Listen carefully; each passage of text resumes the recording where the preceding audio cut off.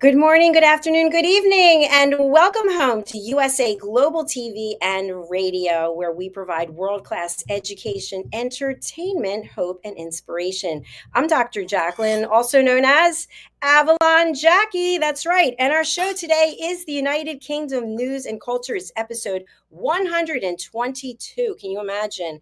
Let's bring out the team. Joining us, the star of our show, Diann Floyd Boehm, who has been gardening up quite a bit. And I'm always worried about you when you're gardening because there's something that typically happens. I hope you're being careful. Yes, we had a specialist come out and get rid of the poison ivy so I can garden, hopefully, and not be attacked by poison ivy. So thank you for noticing. Well, your gardens are really beautiful. You take great care of them. Thank you. Work hard on it. You can tell. You can tell. All right, let's bring out our team, our expert correspondents who are joining us from around the world. It's Ms. HELENA CHARD. Hello. Hey, great to see you, ladies. I have to say, Diann, you look like Charlie's Angels, Charlie's Angels with your new haircut. It's lovely. Thank you. What a sweet compliment. You really are glowing. So much going on here. I am in Sweden today. So I am visiting family. I'm actually in my brother-in-law's wonderful studio, as you can see. Although the lighting's not so great, but I'm here. I've shown up and I'm really, really pleased to chat and so happy to see you guys. It looks like you and your brother-in-law have some similar tastes in terms of your artwork. I know. He's always stealing it from me. I don't get it. Never mind. It's all kept in the family. It's all good. There Absolutely. You go. Fantastic. And we also have joining us again, Mr. Ian Palm-Turner. Hello, welcome. Well, good afternoon. Well, all I can say is I haven't moved from London. At the moment, I'm starting to get very envious of everybody moving around. Everybody seems to be moving around about myself. But as you can see, I've consoled myself. I've got my floral decoration on my fireplace at the moment. And in reality, although it is overcast, it's bright, breezy, like myself. I love that description. That's fabulous. Well, thanks for joining us. And of course, we have our very special expert correspondent, Mr. Simon MacDonald. It's his birthday. So before we bring him out, let's watch a special announcement.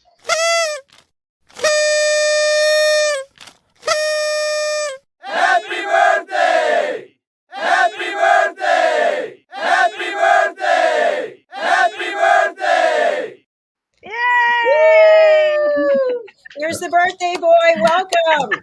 Hello, it's nice to be back again. I can't believe another week has gone by. It's just, in fact, I can't believe another year's gone by, but I'm getting very used to these birthdays and so on. They keep coming round on an amazingly regular basis, quicker and quicker each time. No, it's a good thing. Yes. But it's a beautiful sunny day here in the west of Scotland. Absolutely stunning again. So yeah, sorry it's a bit dull and overcast in London. It's terrible, isn't it? Any special plans for your day? Have you done anything already? Well, I've been working away all day as usual. There's no rest for the wicked. By golly, I must have been wicked. And but the champagne corks will be popping after the show. So there we are. So yeah, I'm having a relaxing evening. Well, feel free to imbibe during the show if you would like. So. Thank you for that. See, I'm a mind reader also. I just wanted to announce to our audience, in case they're not aware, that thanks to Helena and Ian, we now have breaking news from London, royal breaking news, every day, which is at 4 p.m. Eastern time, and that's 9 p.m. Is it British Summer Time or Greenwich Mean Time? Yeah, BST is British Silly Time. Yes.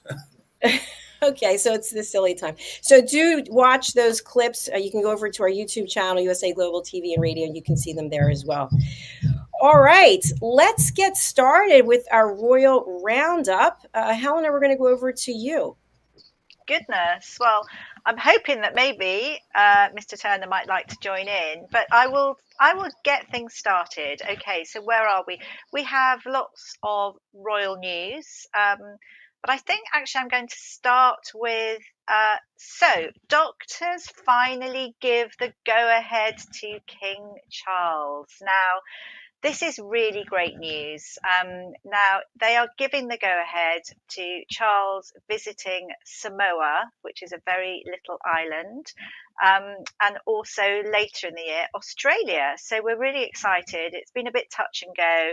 As you know, as we all know, King Charles working away always, and has wanted to really, go to all the countries that he'd planned from previous, but his doctors have been saying you've got to slow down. Obviously, Queen Camilla saying slow down as well, but as we know, he's a workaholic. But good news, he's got the sign off. So palace officials are sort of laying the groundwork for him. It's it's always really hard to say. It's CHOGM, I think it's pronounced. So it's the Commonwealth Heads of Government meeting, and this is October the 21st, and it's so important. I mean, it's really, really important because obviously part of the Commonwealth and keeping it together, keeping the union together is, super special. 56 member countries from across sort of Africa, Asia, Caribbean, Pacific.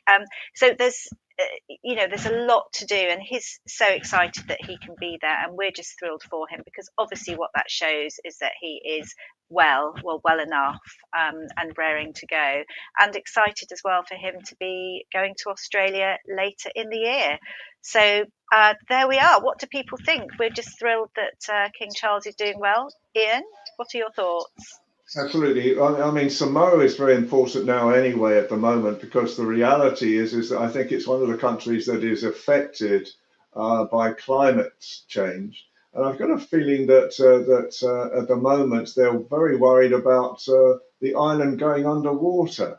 and it's one of those islands that it is smaller in the first place, but climate change, which is rising water levels right across the world, could sweep out Samoa altogether. So I think it's very important at the moment. I'll move forward a little bit because I've got half my face. Okay. So so now I think it's very important for Samoa to be seen as an important place right now, and hopefully with Charles's connections, and I know he's very, very keen to be talking about climate change issues as well. So I think that's probably one of the reasons why they've chosen Samoa as well, just to actually highlight that this is a growing problem, and that climate change needs to be really understood, because it could be the finality of Samoa unless climate change finishes, unless the potential waterfalls that are coming from the ice situations are actually eradicated, and we can bring down really that across the world. Thank you. Good to hear. So shall we move on to something else? I think we should go, and we'll leap into Trooping the Colour. Well, not quite Trooping the Colour. So we've got Trooping the Colour that's coming up on the 15th, which I believe is that next Saturday. So everyone looks forward to that. That's the King Charles official birthday parade. It's a real military fanfare, and lots of fun is had by all. But I'm going to step back a little bit. Every year there's a rehearsal of the King's annual birthday parade, and this year on the 8th, the Princess of Wales was due to attend, and it's called the review, I believe. I think that's what it's called. Anyway, the Princess of Wales is the Colonel of the Irish Guards, and she would normally be there, but obviously she's been ill, as we all know. But she sent the most beautiful letter. It was lovely for us all to hear, and it was just, they were tickled pink as well, the Irish Guards, just passing on her apologies to the whole regiment, and sort of saying she was so sorry, but however she really hoped that she'd be able to represent them all once again very, very soon. She then said, please send my very best wishes and good luck to all involved. And she actually signed it off, Colonel Catherine, which I thought was very sweet.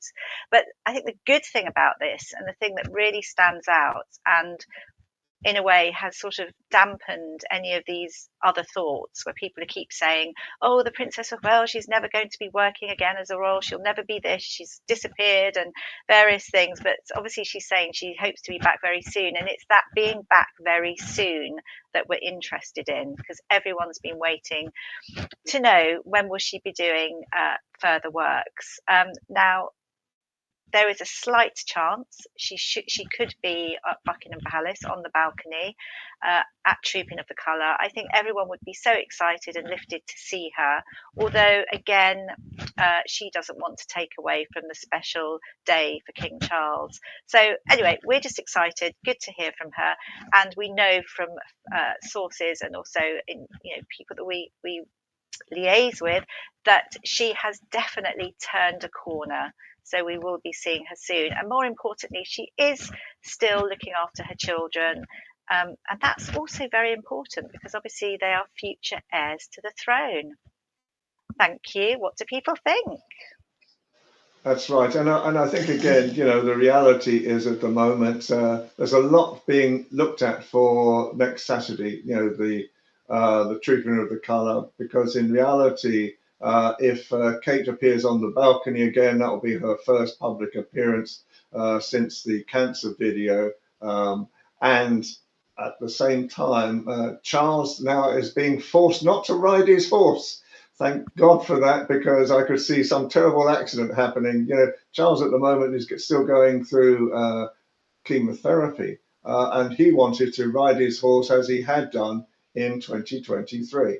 To the ceremony itself, and they ride down the Mall. But now he's cocooned in the carriage with Camilla as well, so hopefully that will sort of help them. But I just think at the moment as well, it is a very contentious issue, I think, in some ways, because obviously Kate won't want to upstage Charles on a very important day like that, because remember, it's his official birthday as well at the same time on Truth in the Colour. And so, you know, whether she appears or not, it would be great to see her, I must admit. But whether she appears or not, you know, I think the jury is still out, but hopefully things will change. And very, very soon, whatever happens, Kate is back on the scene. Absolutely. Well, yeah, I can understand why the king would be sad that he can't ride his horse, but it's also a reality check that we're all human, and that's no fun to be reminded of. Oh, I know. Right. Goodness It'll me. be lovely to see her back in action again as well. Yes. Yes, we're all rooting for her. I think people are missing the glamour, you know, people, because she was always on the broadsheet. She would always see her around in her wonderful clothes, looking elegant and, you know, really being so kind and chatting to people. And I think everybody's missing that. But she'll be back soon. I agree So that's there. good. Whatever she wears for the very first formal, it's going to be paparazzi nuts. So they better surround her, protect her. Yeah. Absolutely. So shall we move on to some more royal news? Would you like some more royal news? Yes. Yes. Okay, so there's lots of murmurs about books. So many different books coming out. You know, is Prince Harry going to be writing a new book? There's also a new royal book, so I've been informed, that's going to rock the York family. I think it's Andrew Lowney. He writes lots of different books about marriages, and this is actually about Sarah and Andrew's marriage. So I think they're very worried about it. I'm sure it's going to rock the royals in general, as a lot of these books these days seem to. But I think moving on from, you know, I think Sarah Ferguson, she's really great. She really has come into her own. And I always think, you know, I mean, there's a lot of upset, obviously, with Prince Andrew and various things, but she really does have the quality, I think, to do very well with her own show. I really do think it, because she's really quirky and fun, and she really can keep people's attention. I just think she's fabulous, and she's very elegant. If everyone has seen her recently in her lovely clothing as well, I think we last saw her in Cannes at the Cannes Film Festival. But moving on from one fashionable, elegant woman to another. So the world's most fashionable royal icon of all time, I think a lot of people would think she is.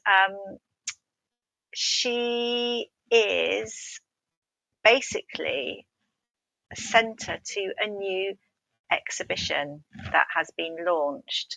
And I am talking about the late Princess Diana, who I know Ian also photographed. This new exhibition is accredited access, I think it's called.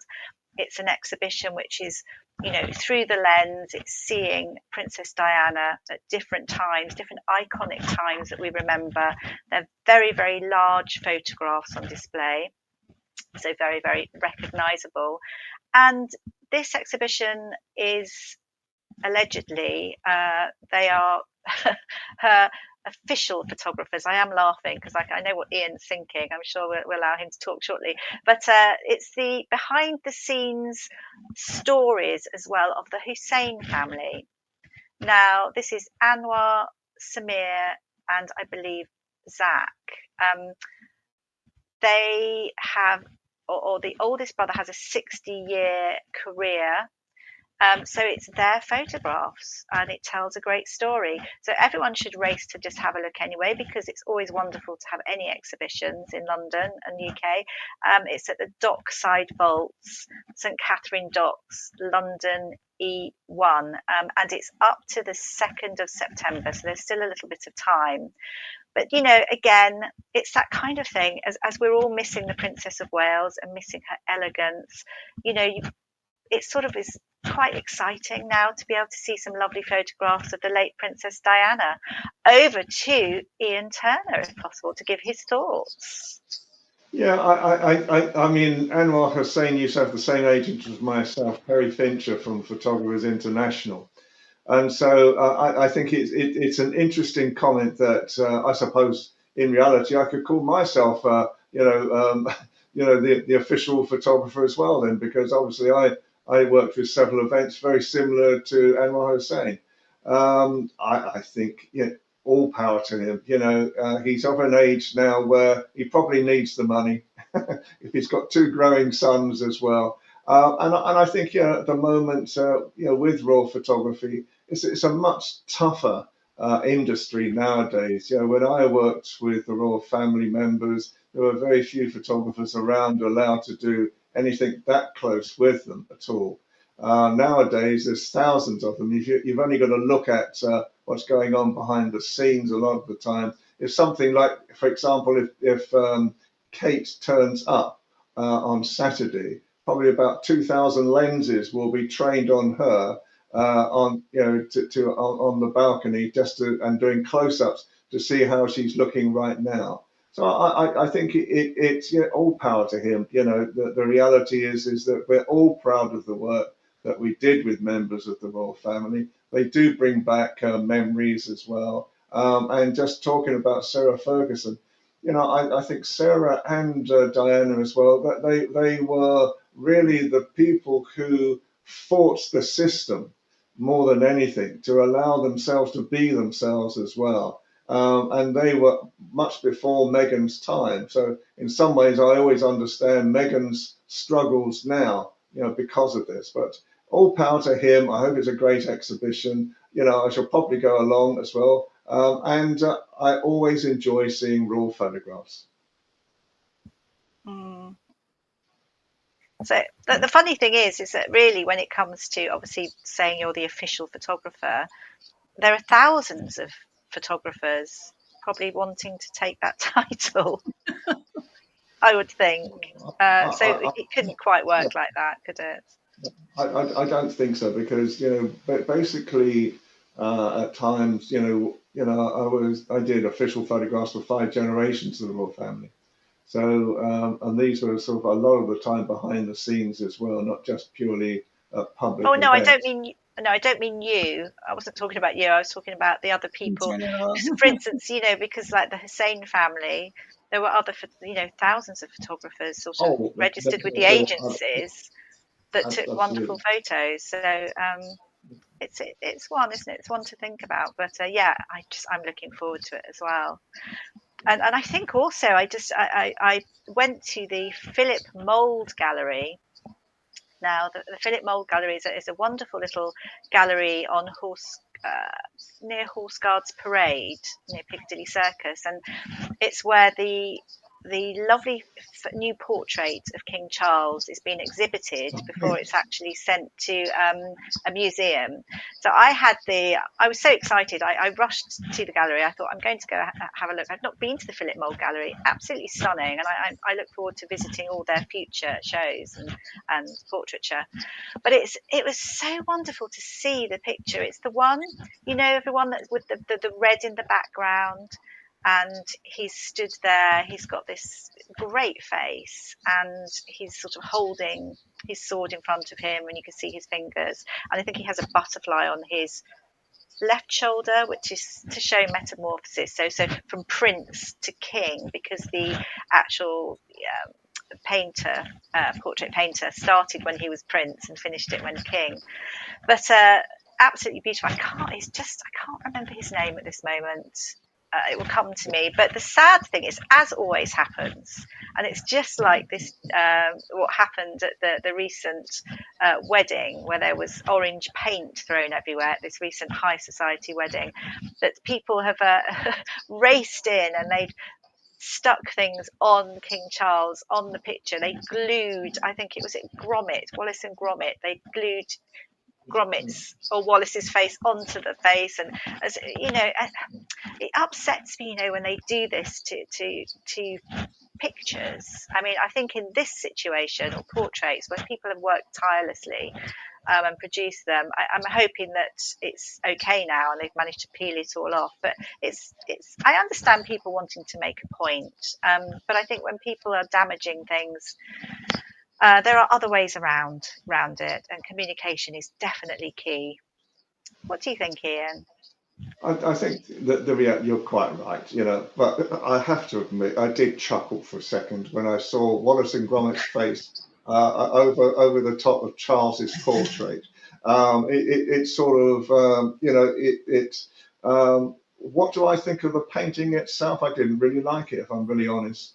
I don't think, and I'm not sure Charles likes it that much. He might have said publicly he liked it, but it's, you know, it was one of those paintings that is meant to actually show the artist off for the future, rather than show Charles as well at the moment. It's just personal preference. You know, I'm sure close up it looks very, very good, but it didn't seem to photograph very well. And when I look at it, but as I say, you know, I mean, perhaps I've got a different sense of humour, and when I saw Wallace and Gromit suddenly being pasted up, and even worse is that it went live on the internet at the same time. I just think, you know, at the moment, Charles doesn't need that. I get that. And anything that detracts from Charles recovering, and that would be offensive to him anyway, seeing that happening. But anything that does that, you know, puts him back again, I think, you know, mentally, more than anything. So it was a silly thing to do. But, you know, for a few seconds, it's made that portrait even more memorable right across the world. It has. I've actually just remembered, I think his name is Philip Yeo or something, the artist, the portrait artist, and he is absolutely fantastic. I've seen his past pictures of the late Prince Philip, I think even Queen Camilla. I mean, he really, his portraits are phenomenal. And I think, Ian, I'll take you along to see it. It's stunning. It's absolutely stunning. And I think people were quite concerned about the sort of red, vibrant background, thinking it was almost like burning in hell or something like that. But that was to do with the military costumes. I think it was the Welsh Guards? I think it's supposed to give the feel of. But honestly, it's absolutely stunning, and I think you're right. When you see it, it's huge, and it looks so commanding. And I think King Charles looks really strong and very centre stage, which he is. And I think it's a real gem. I just felt thrilled to actually see it, and took loads of selfies, as you can imagine, with it. And I wish I could have sent them through and we could have shown it. But I wasn't looking my best. But no, it's great. And I do love it when we have all these royal portraits and things released. It's always a great talking point, isn't it? Yeah, no, absolutely. I understand that there was a perspex screen over the portrait. So in actual fact, Mr. Wallace's face stuck to the perspex and not to the painting itself. But I'd also heard apparently that King Charles is actually quite a fan of Wallace and Gromit, and so he may have had a little private chuckle to himself about it. But yeah, it's a very striking portrait, and I think it's one of these things that actually grows on you a bit. You know, I really didn't like it at first, but now, you know, I begin to warm to it. It must be the red glow coming that's warming me to it. Yay! That's good from the birthday boy. Woo! Oh, so I just want to say I find it extremely offensive that not just in your country, but in our country as well, that people damage things. I just don't know where etiquette's gone, where I don't know what's happened to people that they feel they have the right to damage other people's work. I think they all need to take Dr. JACALYN's listening class from communication and Philip's class for etiquette. So there you go. I absolutely agree. Yes. Yeah, it's damaging things, but also creating, you know, furore at people's events as well. We had the recent high society wedding that took place. And I know I was talking to Ian about it, and it was all to do with Just Oil, and they're wanting to make change, and I understand that. But it was actually, I think the funny thing about it was two elderly ladies that actually ran in. When I say elderly ladies, I think it was actually late 60s. Was it 69? So young to me. No. I think it was 69 and 73, maybe. Have I got that wrong?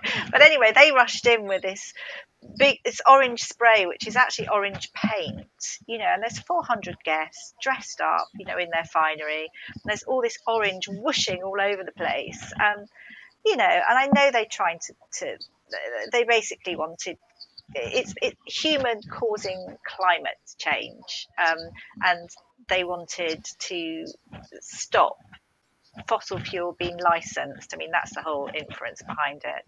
But in order to do that, I mean, they're now on bail. But it just, Prince William, I think, couldn't believe it. I mean, he was like, what is going on? I don't think anyone was covered in orange paint, but I just don't know how they couldn't have been. This was outside the cathedral, wasn't it? Chester Cathedral. But that must have been a sore sight. But it was a beautiful wedding anyway. But again, this is ruining events rather than paintings as such. But it's still just as bad, isn't it? We wouldn't do that, would we, guys? No, not at all. No, never. I mean, what chuckles me about it as well is the fact that a lot of these cases, when they're doing this for Just Stop Oil, it's actually an oil-based paint which they're using. So they're supporting the oil industry by buying their paint, and not only that, the glue that they stick themselves to the road with as well it's oil-based. So bit of an own goal there. There you go. That's interesting. But I think at the same time, what it does do, it also says, because William was there anyway, and I think, the police overlooked the security of two old ladies, ladies in their late 60s, early 70s, suddenly appearing with something like that. So I think, no doubt security questions are being asked this week again, because we're right in the middle of a general election at the moment, and people are starting to throw things at politicians they don't like. So it's starting to become a social media trend. And so, we just have to be very careful. Absolutely. That's the downside of all this social media, is people want to get hundreds of likes and being an influencer. It's really pathetic. Yeah. I'm not interested in that, just so you know. I don't care about likes, but I do subscribe. So, well, Helena, I don't know if you and Ian have more news. We need to go over to the birthday boy for his presentation. Is there any other news you want to share? I think I'm just going to leave in a minute. Sorry, it's just to explain. Right now, I fell over the other day, and I've got a bruise in a very nasty place that's causing me pain now, sitting down. So can I wish everybody the best, first of all, and it's always good to come on the show, and I hope that when I heal, hopefully I will in the next few days, I will come back on again. But I wish you all the best, all of you. Happy birthday to Simon as well. JACALYN, you're doing a marvellous job. Diann, you're fabulous. Helena, you're great. And I think my parting shot was, I just had a message came up on the show saying that I look very cute today. So thank you so much. All right, bye, cutie pie. We hope you feel better. Thank you. That's great. Yeah, so thank you. So that was really the Royal Roundup. It was a little one today. I hope everyone enjoyed hearing what's going on in the world, in the UK and everywhere. But thank you very much, and happy birthday, Simon. And I will see the girls as well next week. And I'm going to now off to a party. In fact, I'm about to get myself ready to spend some time with my family. And I've got lots of things. I've got a few days left in Sweden, and it's absolutely beautiful. A little bit overcast, I have to say, but never mind. It's a beautiful country. Well, thank you. Have a wonderful time of your party. Thank you. We'll see you again soon. Bye. Bye. Take care. Bye. All right, Simon, over to you for your presentation. Well, today I'm talking about one of Scotland's most beautiful little town. It's a small town, or a big village, whichever way you look at it. It's the town of Inverary, here on the west coast, and it's nestled at just near the head of Loch Fyne, which is it is actually the longest sea loch. It's home to the most gorgeous castle, which you see there, Inverary Castle. It's a real fairy tale type of castle. Anybody who's been watching Downton Abbey, the Christmas edition in 2012 featured Inverary Castle quite predominantly. And Inverary Castle, it's the seat of the Clan Campbell. I've got to be careful how I say that, being a MacDonald, anybody who knows the clan history. And anyway, the castle is a magnificent place, but Inverary itself is the most beautiful, whitewashed little town, full of character, very busy in the summer with visitors as well. Absolutely magnificent place. Only half an hour from here.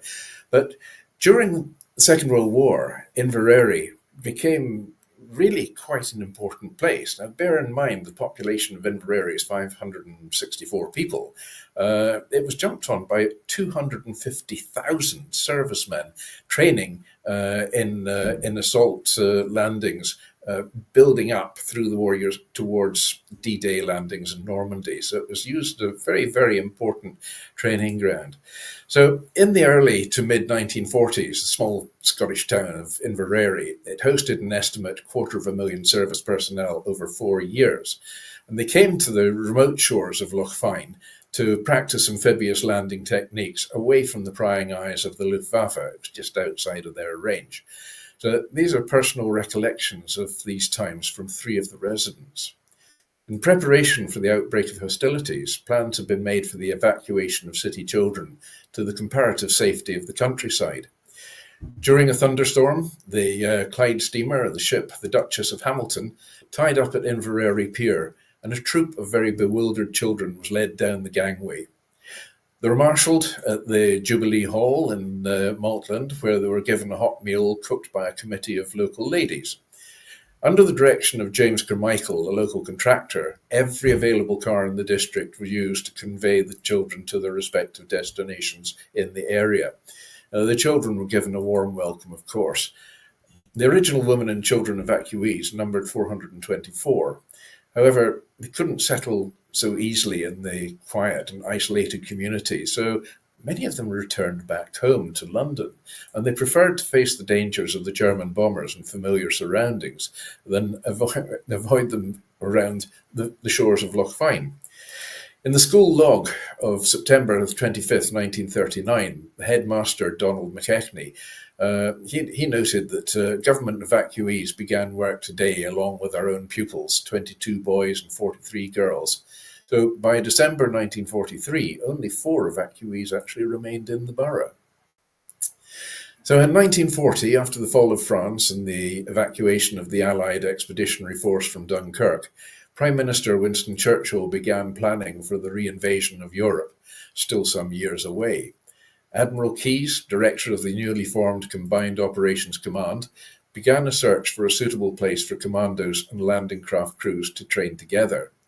So Inverary was selected, and on the 15th of October 1940, Vice Admiral Theodore Hallett of Royal Navy assumed command of the No. 1 Combined Training Centre. Suddenly this quiet little town found itself playing a very important part in the war against Germany. Royal Engineer and Pioneer companies duly arrived and set up camps, assisted by local firms, Messrs James Carmichael and Messrs Cowison of Glasgow, as the principal contractors. Town Camp and Avenue Camp were erected behind the Newtown, and the Dukes and the Castle camps sprang up around the castle grounds. Shira Camp was built at the entrance to Glen Shira, and the south of the town, land and Dalkana Farm was requisitioned to build a naval camp known as HMS Quebec. Now, in fact, it's now the Argyle Caravan Park. You still see the main military building there, and the farm next to it, which is actually a very, very good riding centre. So further along the shore, Kilbride and Chamois camps were established and occupied without delay. Many famous regiments received specialised commando and amphibious landing training on the shores of Lough Fyne and in the surrounding hills as well. Commandos, who later took part in many raids on enemy-occupied territory, had their first training here. They arrived in the late autumn in troop ships, which anchored off the Craigs, and among their officers was a Captain Randolph Churchill, who was the son of the Prime Minister. Some of the larger houses and buildings in the town were requisitioned by the Admiralty, and these included Dalkenna House, Fern Point, Coffee House, Runa Craig, and Tyna Ruach, the present Lough Fyne Hotel. The latter becoming, of course, Admiralty House. So in the grounds of Fern Point, a Nissen hut was established for use as a decontamination centre. Other buildings were requisitioned during the war years, including Cherry Park, which became the quartermaster's store. The old byre there was transformed into a cookhouse. And the town was often the scene of attack and defence movers from doorway to doorway and close to close. Khaki-clad men, armed with machine guns and revolvers, would overrun the streets, while the townspeople carried on with their normal activities of every day. One young evacuee lived with his grandparents in a house facing the pier. He spent hours watching the comings and goings of the soldiers and ships in the harbour area. He wrote a letter to his parents, giving them a blow-by-blow account of everything that he'd observed from his vantage point. However, owing to censorship of letters at the time, all his parents received was a heading, "Dear Mum and Dad," and a tailpiece, "Love Jim." That was it. Everything else was censored. So Provost A.J. McIntyre, an officer of the 1914-18 war with the rank of Major, presided over the town council. He also acted as welfare officer between the military and civilian authorities. It was a busy and difficult time for civic dignitaries, and they had to cope with demands for extra water and provisions to meet requirements of workmen and HM Forces personnel. In a minute in the town council, dated the 20th of September 1940, it was noted that baffle walls were to be erected in front of the closes in the town as protection against enemy air action. It was also agreed to order 12 stirrup pumps at £1 each to put out the fires, if need be. The off-duty hours of troops were made as comfortable as possible. A cinema was built within the castle grounds, and a large NAFI canteen was built on the site of the present-day youth hostel. The local Women's Volunteer Service, under the presidency of Mrs. Alex J. McIntyre, supported by local ladies, opened a canteen in the St. Malio Hall. The venue proved immensely popular with the soldiers, and opening hours invariably found long queues waiting. A cup of tea or coffee and a bun would cost 1 old penny, which is about 1 cent in US money, and the profits went towards parcels for the troops. Making profits at that rate, wow. Well, Mrs. A.M. McPherson, a local banker's wife, looked after the financial side of the organisation, while Mrs. John McCallum was the honorary secretary, and later succeeded by Mrs. James Drummond. In addition to the voluntary running of the canteen, WVS dispatched parcels to the local boys serving in the war zones. HMS Queen Emma and HMS Princess Beatrix were the first troop-carrying ships to remain anchored off the town. The transport, accommodation ship Ettrick, with troops for amphibious training aboard, lay offshore, as did the hospital ships St. David and St. Andrew. These American so-called Lend-Lease ships were used until the Jubilee Hall at the Maitland was converted to a military hospital. It had 50 beds, complete with fully equipped operating theatre and X-ray room, and the hospital was staffed by Queen Alexander's Imperial Medical Nursing Staff and by VADs, who were housed in the Maitland buildings. The medical orderlies and the ambulance drivers shared hut accommodation on the greens, and some local people, as well as military personnel, owe their lives to the skill and dedication of the hospital staff who were based there. By 1941, 2 more ships arrived, the Quebec and the Beverly Brook. They were regular comings and goings of the naval ships, including units of the Allied fleets. Dutch oil-driven lighters were for a long time on duty, mostly around Kilbride. And 2 Canadian lake steamers, the Eaglescliff Hall and the AA Fields, were anchored off the pier. The latter was sunk during the D-Day landings on the Normandy coast. In Dulcena Bay, 2 Mississippi riverboats, the U.S. Northland and the U.S. Southland, were stationed as camp overflow. Several of their sister ships were sunk, unfortunately, crossing the Atlantic to Britain at that period of the war. In the latter part of 1943 and early 1944, a number of docker companies underwent invasion training at Kilbride Camp. This consisted of loading and unloading ships under war conditions, including the use of live ammunition to create realistic war conditions. That must have been fun. On the 27th of June 1941, Winston Churchill visited Inverary training area. The Premier, with his entourage, came ashore below the manse from landing craft. After witnessing operations at Ardno Beach near St. Catherine's, as he entered Admiralty House, a number of householders from nearby Newton greeted him, and he replied in Churchillian style, "God bless you all." He told the Provost how much he appreciated the wonderful setting of the Royal Borough, and declared that he and all his War Office realised how much the people of Inverary were doing under great difficulties. He wished his personal thanks to be conveyed to the Council, and his closing words were, "Carry on, Provost. By our united efforts, victory is sure." Well, later at Kilbride, from a sandbagged shelter, he watched demolition of barbed wire entanglements and a demonstration of beach assault and landing techniques. Prior to his departure from Lochfine, the Prime Minister marched behind a military band to the pier, and he responded to loud cheering and waving by his cap on a walking stick above his head. Good Churchillian style again. So in the autumn 1941, His Majesty King George VI visited Inverary training area. On arrival, he was received at the pier head by His Grace the Duke of Argyll, and the Provost and the magistrates of the town council were presented then to His Majesty. And these were Provost Alec J. McIntyre, Baillie Arch H. MacDonald, Baillie Donald McLaren, Dean of Guild Alexander Gillespie, Councillor James Devine, Councillor Hugh B. Jenkins, and the Deputy Town Clerk George M. Syme. After lunch at Admiralty House, the King proceeded by sea to French Farland, where he too observed demolition exercises. After visiting Kilbride Camp and HMS Quebec, he returned to Inverary and then left by sea. Norwegian troops were undergoing training there as well. They were visited for 2 days by His Majesty King Haakon of Norway and His Highness the Crown Prince Olaf. His Majesty held a review in the stable park and was a guest of his officers at the Petty Officers Club, which is the coffee house. The royal visitors resided at Admiralty House, which was placed at their disposal by the Lords of the Admiralty. And during their stay, the Norwegian national flag was, of course, flown on the flagstaff. Then Lord Louis Mountbatten succeeded Lord Keyes as head of combined operations, and in that capacity, he visited Inverary as well to boost the morale of the men at a time when things were actually looking a bit grim. A large contingent of Wrens, that's the Women's Naval Service, billeted at Dulcena, was stationed at HMS Quebec. Princess Marina, Duchess of Kent, and the chief commander visited there to open a new sick bay. So American, Canadian, Free French, Poles, and Russians were all trained at Inverary.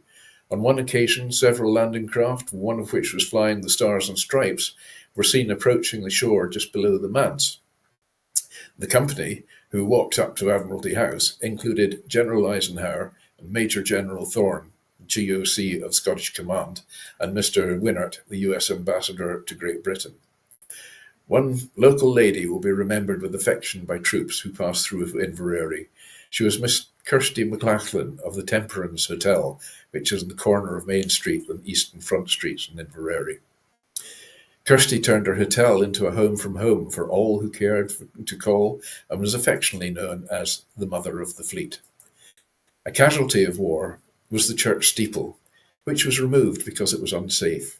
Each stone had been carefully numbered and stored in the old quarry at Bealach and Furanach, with the intention of rebuilding the spire at the end of hostilities.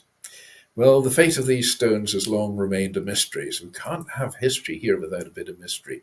So by the end of the war, all the stones had disappeared. So today, this lovely old parish church of Inverary still stands, denuded of what was the focal point of the town. Luckily, the town clock and the church bell, which were removed during the demolition of the steeple and stored for safekeeping, have finally been returned to the rightful place. All that activity, 250,000 men in a little town, beautiful little town, small town village of Inverary with a population of 564. Quite incredible. And I would like to pay tribute to the 10 men who lost their lives in Inverary during the training period leading up to the Normandy landings at D-Day. So D-Day and Inverary, there's a lot to be thankful for, and our servicemen as well, who are very thankful to the efforts made by all in Inverary. That was so interesting. So interesting. It's As amazing always. the people, the importance that was attached to this, such a pretty little town. I love going to Inverary. We've got a fantastic restaurant there, and the coffee house is out of this world. So it's just such a super little place, and it's only 30 minutes away, but it's had such an important role in our wartime era of the Second World War. Well, So thank let's you. bring You it put up. so much passion and work into your presentations, and it really shows. So we really appreciate you. Enjoy it. I learn a lot out of it as well, and it's great fun. And it's great escapism for me as well from my normal daily work. Which But leads us on the to- average person doesn't think about all the preparation that goes into planning an invasion, and there are lives that are lost in that preparation all the time.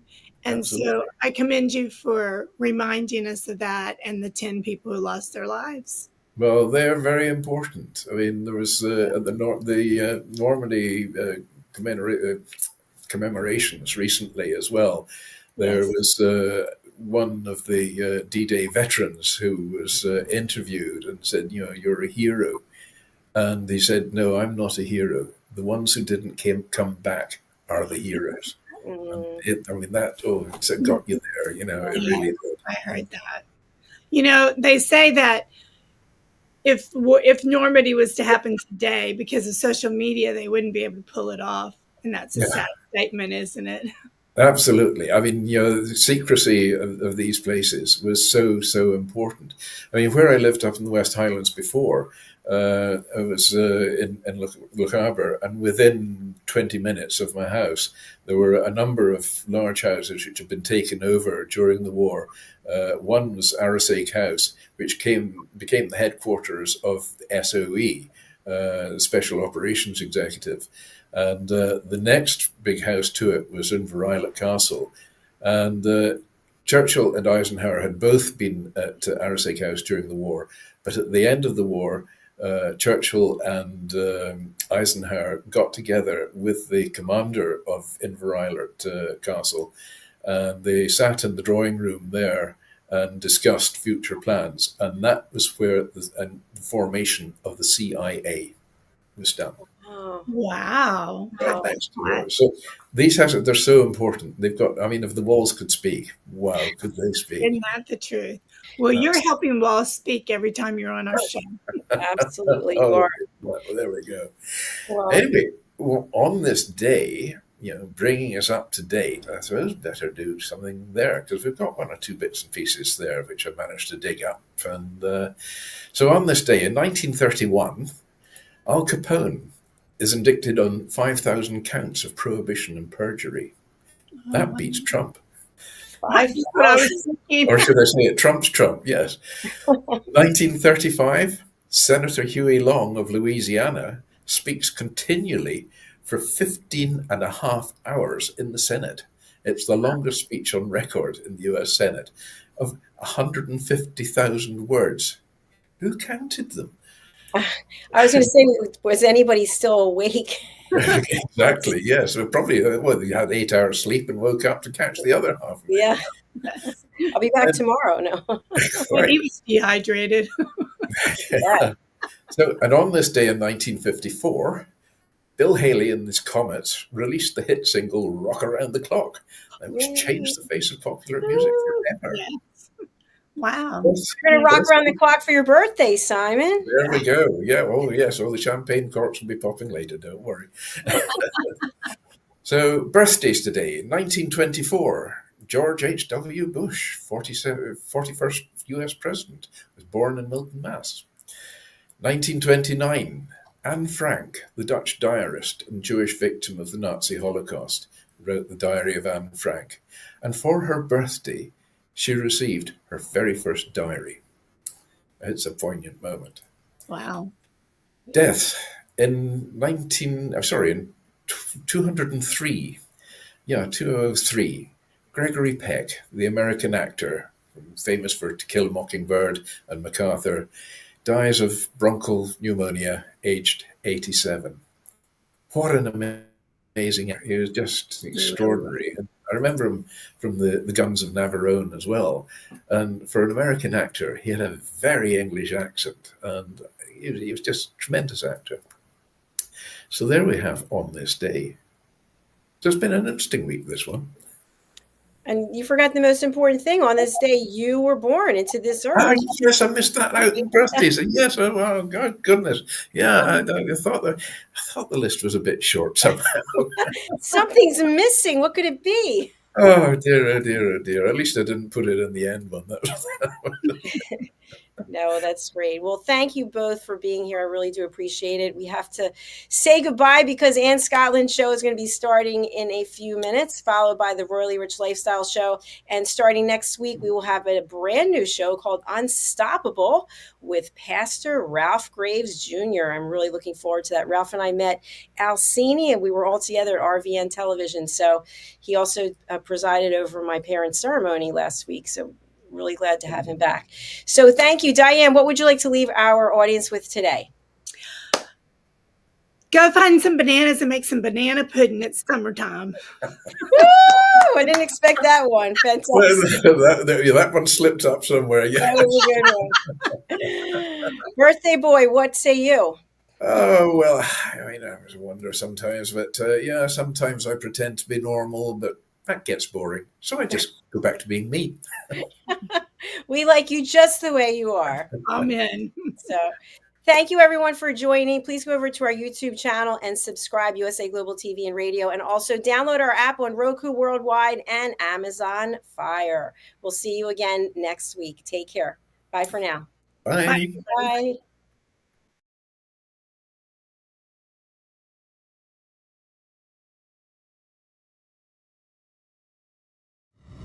The last few days have been really amazing. I had a trainer course from